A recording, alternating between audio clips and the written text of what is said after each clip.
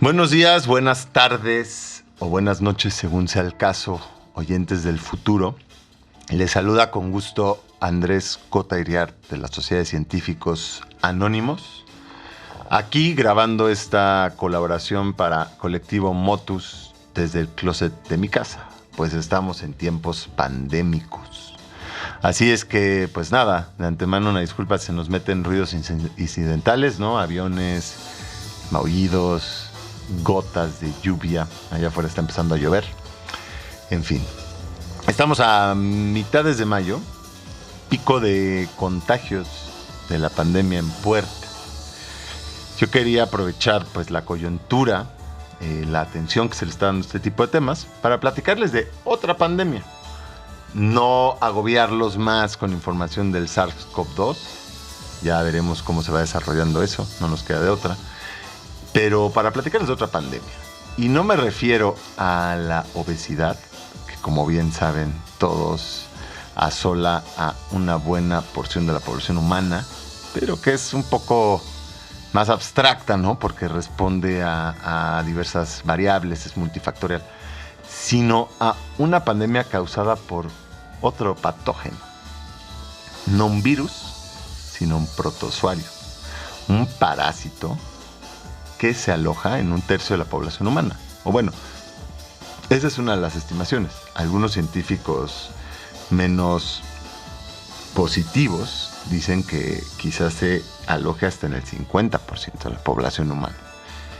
El caso es que, digamos que al menos unas 2.500 millones de personas alojan a este parásito en sus adentros. Y no solo en sus tejidos, sino en sus cerebros. Y aún así pasa bastante inadvertida esta pandemia. Me refiero, claro, al toxoplasma.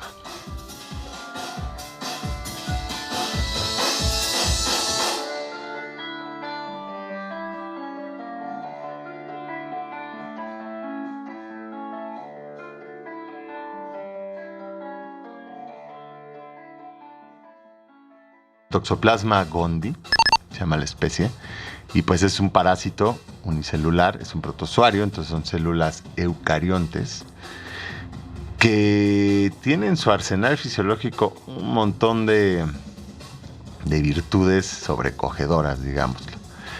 Pero bueno, vamos empezando por el principio. Y es que el toxoplasma en realidad es un parásito oriundo de los felinos, de los gatos.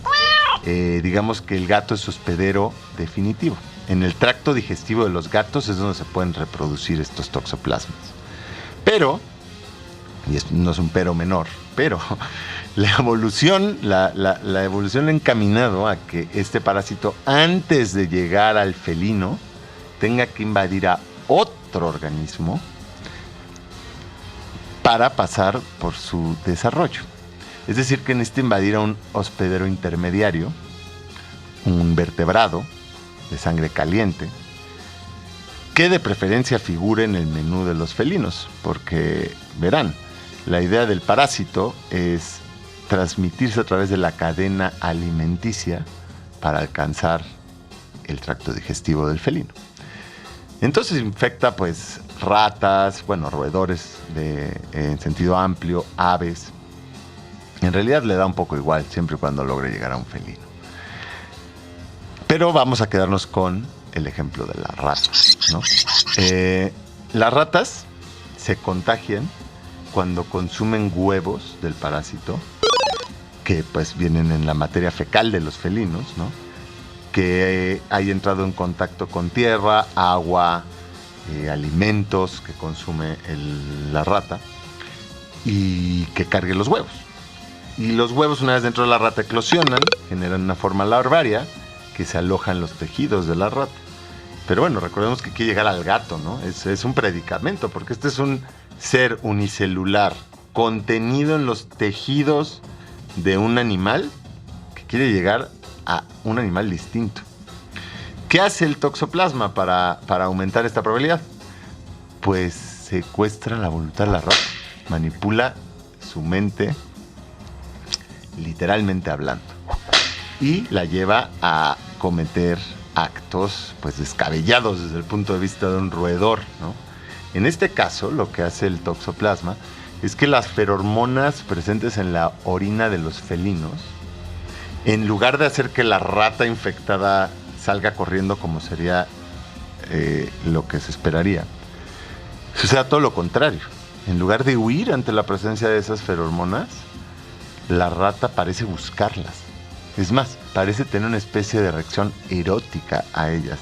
Se restriega en los rastros de orina felina. Y pues todos nos podemos imaginar a lo que lleva esto, ¿no? Aumenta, pues, considerablemente la probabilidad de que el felino llegue y se la zampe.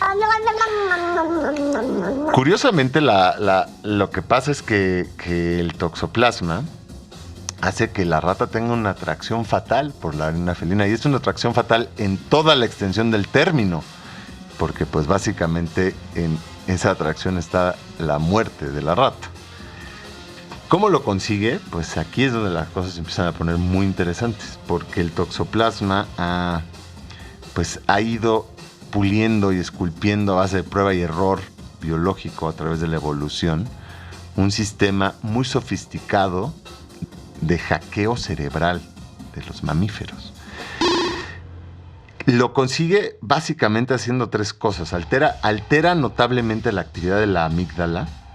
La amígdala es la estructura cerebral que funge como la glándula reguladora del miedo, el estrés y la ansiedad en los mamíferos, ¿no? Digamos que lo que hace el toxoplasma es que inhibe la acción del cortisol. El cortisol es la hormona ligada al estrés, que es responsable, entre muchas otras funciones fisiológicas, de la aversión instintiva hacia los depredadores. Así es que, por un lado, el toxoplasma hace que estas ratas sean menos precavidas, ¿no? Les quita ese miedo característico, ese nerviosismo característico de los roedores, ¿no? Son menos nerviosos, huyen menos, se exponen más. Pero por otro lado, el toxoplasma también amaña el hipotálamo de estas ratas y tiene un efecto sobre la hormona estimulante de las gonadotropinas, que probablemente ustedes sepan son las responsables de los ejes hormonales que llevan pues a las hormonas sexuales.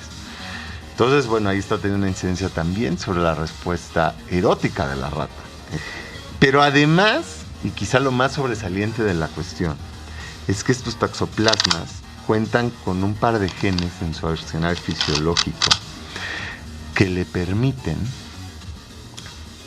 hacer un hackeo del centro de recompensa mamiferoide. Básicamente estos genes son los genes TH y están ligados a la producción de la enzima tirosina hidrolasa. ¿Qué? Sí. Una enzima, pues, que desempeña un papel central en la catálisis del DOPA. El DOPA es un precursor de la famosa dopamina. Y creo que la dopamina, si no necesita mayor carta de presentación, es el neurotransmisor responsable de la gloriosa recompensa a diversos estímulos, ¿no? Desde es intrínseca de los patrones conductuales que operan tanto en la adicción a la cocaína como en el deleite de saborear un chocolate o pues en el placer sexual. Vamos, o sea, la dopamina es el placer vuelto neurotransmisor. Y entonces, claro, el toxoplasma domina esto y pues tiene un fuerte poder sobre la conducta de sus hospederos.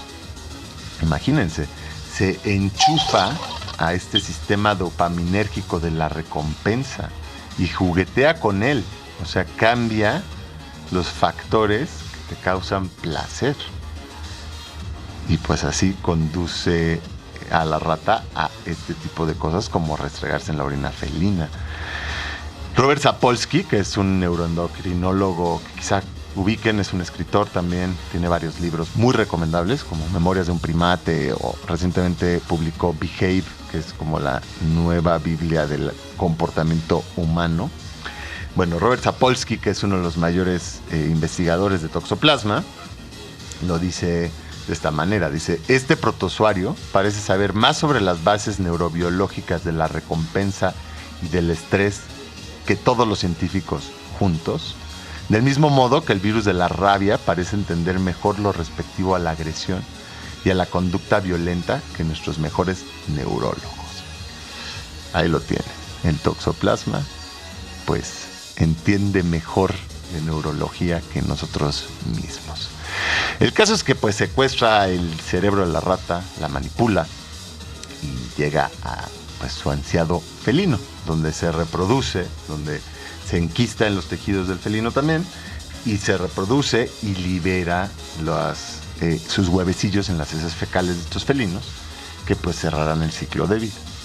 Y bueno, hasta ahí se podría quedar como un ejemplo pues peculiar, interesante, pero la cuestión no termina ahí, sino, como sabemos, se aloja este toxoplasma en 1/3 de la población mundial, porque nosotros somos lo que se conoce como hospederos casuales, hospederos casuales. Digamos que hay toda una gama de organismos a los cuales puede invadir el toxoplasma.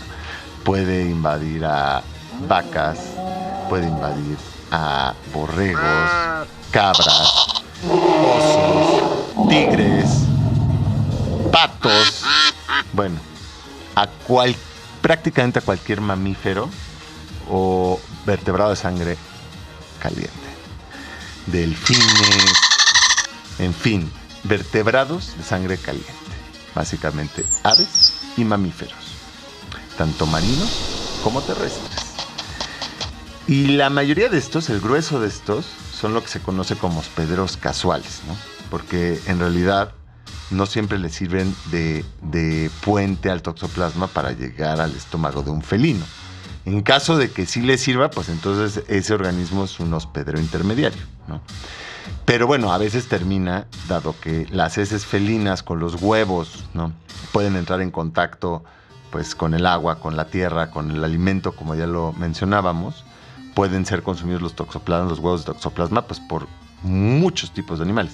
Y a veces también se transmite a través de la cadena alimenticia entre estos hospederos casuales.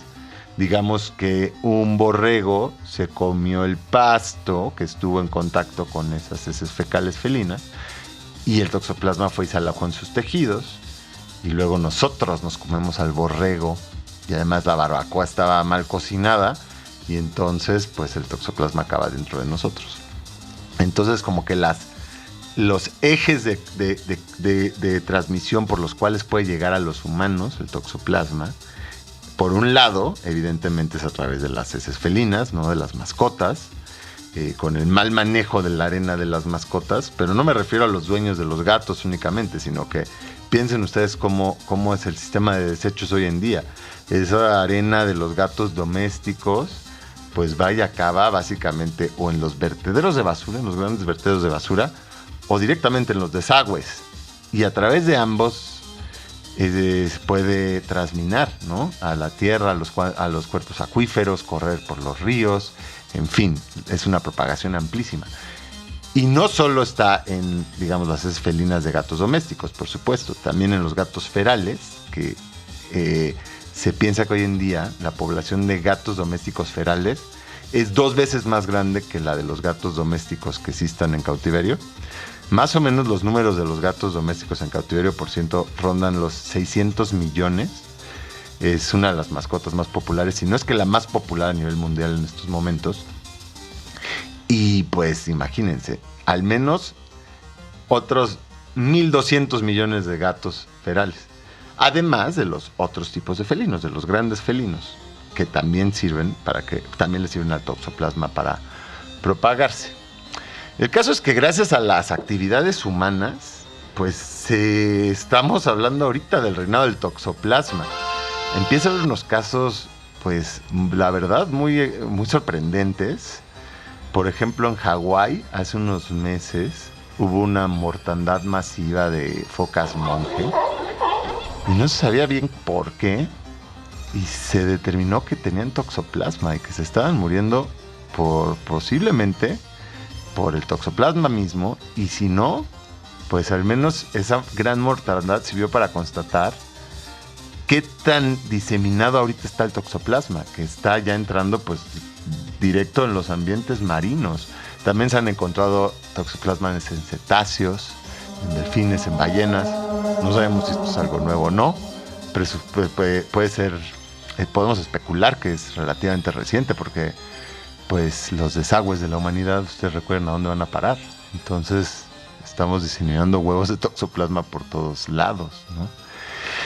Pero bueno, eso es por un lado ecológico, digamos. Pero si nos queremos tener una visión un poquito más antropocéntrica por ahora y pensar qué es lo que genera en el humano, que a veces es lo único que logra realmente preocupar a las personas, pues desde hace tiempo, desde hace decenas de años, desde los 50 del siglo pasado, se sabía que si el toxoplasma entraba en contacto con una mujer embarazada, ¿no? Si una mujer embarazada se contagiaba el toxoplasma, pues podía tener un efecto sobre el feto, sobre el desarrollo fetal.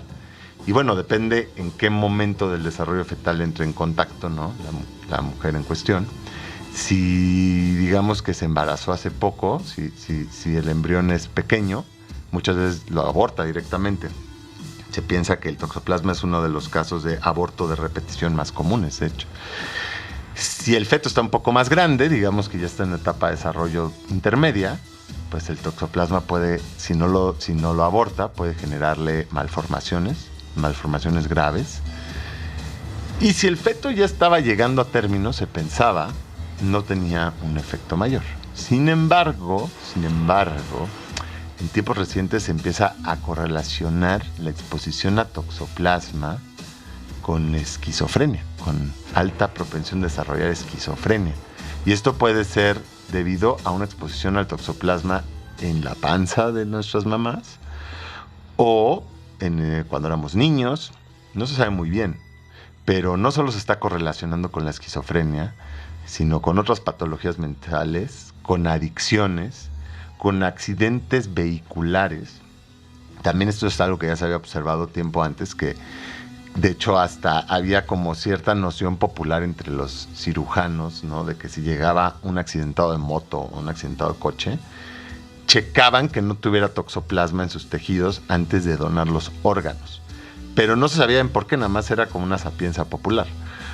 Hoy en día se está interpretando que es que, bueno, así como el toxoplasma tiene efectos sobre el cerebro de la rata, pues también tiene sobre el nuestro. A fin de cuentas, nuestro cerebro, por mucho que nos guste afanarnos de lo contrario, no es tan distinto al de una rata, al menos desde el punto de vista del toxoplasma. Es más grande, sí. Entonces, en el de la rata, el toxoplasma tiene una incidencia pues, a una escala muy grande entre muchas estructuras cerebrales. En el nuestro puede ser que dependen a qué lugar llegue y se aloje ahí el tipo de efecto que puede estar causando. Pero piensen en esto, o sea, si causa hinchazón, si altera un poco la morfología cerebral, pues tiene efectos graves, ¿no? La hinchazón en la materia gris, pues no es una cuestión para tomarse a la ligera. El caso es que pues pensemos que si por un lado te hace ser menos premeditado, ¿no? Quizá te impulsa a tomar más riesgos, a correr más en un vehículo, en ese sentido. O quién sabe, a lo mejor si se empieza una correlación de estos que hacen salto base en paracaídas o deportes de ultra alto riesgo y con incidencias de muerte muy altas, pues no sería sorpresivo encontrar toxoplasma en sus cerebros. Por otro lado, pues también no solo está haciendo eso sobre el cortisol, ¿no? En la amígdala, sino en otras estructuras. Y pues si puede allanar el centro de recompensa mamiferoide, imagínense ustedes pues cómo está esto correlacionado con las adicciones. Básicamente ese es el coco de las adicciones. En fin, el caso es que aquí es donde viene la interpretación que a mí me gusta más, que es que puede ser que no seamos nosotros después de todo simplemente hospederos casuales, sino una opción más de los hospederos intermediarios del toxoplasma, porque hay que acordarnos que durante una buena parte de nuestro desarrollo evolutivo, durante la mayor parte de nuestro desarrollo evolutivo, el humano ha figurado como parte fundamental del menú de distintos grandes felinos. De hecho, hoy en día todavía en la India, en algunos lugares de África, es ciertamente quizá no tan frecuente, pero suceden decenas o cientos de casos de muertes por felinos. Y si no nos gusta irnos nada más por ese lado especulativo, podemos tomar en cuenta lo que se está encontrando ahorita con los chimpancés, nuestros parientes vivos más cercanos, que se ha visto que cuando están infectados por toxoplasma, estos chimpancés le pierden el miedo a las feromonas presentes en la orina de los leopardos. Es decir, que está pasando algo exactamente igual a lo que pasa en el caso de la rata y los gatos domésticos. Ahí está, eso es sin duda alguna sobrecogedor. Y pues es un tema que está ahorita en auge, ¿no? Están empezando a salir pues muchas investigaciones, se está empezando a estudiar seriamente esta correlación con la esquizofrenia y con otras patologías mentales. Si les interesa más, encontrar más cosas del tema, pueden buscar las entrevistas de Robert Sapolsky. En YouTube hay varias, pongan Robert Sapolsky toxoplasma y lo van a encontrar rápidamente. O también siempre me pueden escribir un correo a cientificosanónimos@gmail solicitando más información y yo con gusto les puedo devolver algunos artículos científicos, ¿no? sobre estas cosas que no son menores. Bueno, estoy teniendo que ya cerrar. En este momento estoy llegando al más que límite de mi tiempo. Ha sido un gusto platicar. Me quedé con ganas de contarles más cosas del toxoplasma. Pero bueno, pueden siempre buscar los canales de la Sociedad de Científicos Anónimos en cientificosanónimos.org para encontrar más información de estos temas. Ha sido un gusto. Cuídense, manténganse sanos y recuerden que para nada se trata aquí de generar odio hacia los gatos. Los felinos no tienen la culpa de nada. La tenemos nosotros y nuestros manejos deficientes de residuos y nuestros actos irresponsables para con el grueso de las demás criaturas vivientes. Espero nos saludemos prontamente. Hasta luego.